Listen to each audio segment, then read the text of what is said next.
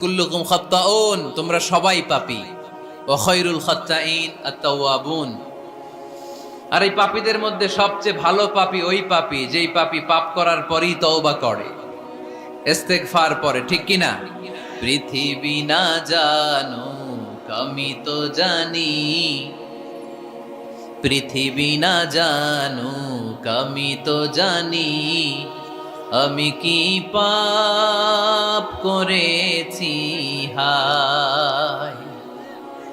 আমার পাপের করলে বিচার, বাঁচার আমার নাই উপায়।